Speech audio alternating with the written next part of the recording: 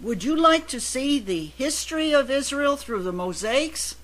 Well, then you've come to the right place. This is Zippori. It is in Greek called Sepphoris. It's a national park in Israel, but it means bird's eye view because Zippori is located about 3 miles north of Nazareth on a 950-foot high hill, and it is rich in Roman, Greek, and Turkish art. The history of Zippori goes really well back into the Bible as well. The town originally was part of a parcel of Israel willed to one of 3 sons of King Herod. When Herod died in 4 BC, Herod Antipas became the ruler of this region north of Judea, including Sepphoris and Nazareth. About this time, Joseph and Mary were told of King Herod's death. That is, it was safe to return from Egypt. But God warned them to avoid Judea, where Herod Archelaus reigned. This will you find in Matthew 2, verse 21. And they settled instead, this is now Jesus' parents, settled in Nazareth.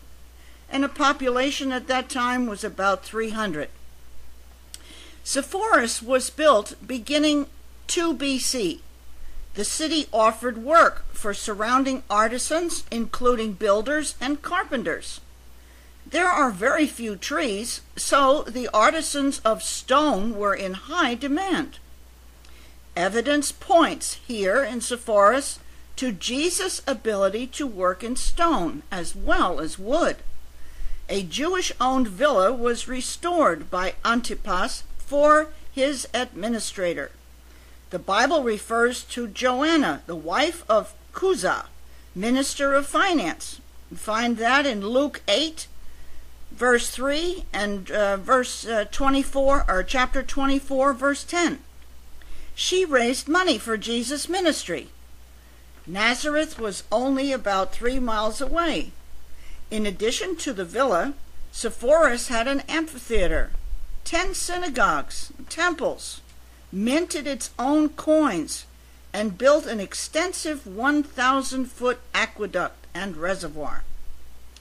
By 12 BC, the city's population totaled about 20 to 30,000 inhabitants. In times of Roman rule, Israel's population was divided. There were those who submitted to Roman rule who found safety in Sepphoris. In this Jewish villa we are visiting here, we can see remarkably clear, stunning mosaics completed by Byzantine Turkish influence some 1,600 years old. The colors of the stones are remarkably bright. These tiles are not painted, but cut from original stone. White is limestone, black from the basalt lava from the nearby Golan Heights, and red is an iron ore found in the limestone, and of course the yellow is sandstone. Now as we travel through here, and despite a shaky camera, you'll be treated to a mosaic of the fish god Dagon. This was completed, it is known as an Egyptian artisan. He did the work. Then we'll look at an upper room, probably for dining and entertaining. This depicts detailed mosaics dedicated to the party and wine god Dionysus. Finally, outside, a security-like growth of sabra cactus protects the villa from would-be intruders. The prickly pear plants were imported to Israel by the Ottoman Turks in the 17th century from, guess where? Mexico.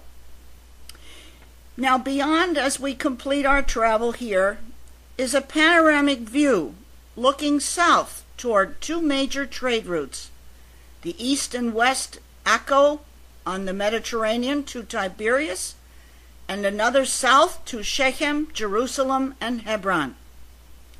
Excavations are ongoing. So sit back and enter the rest of the tour. Without narration,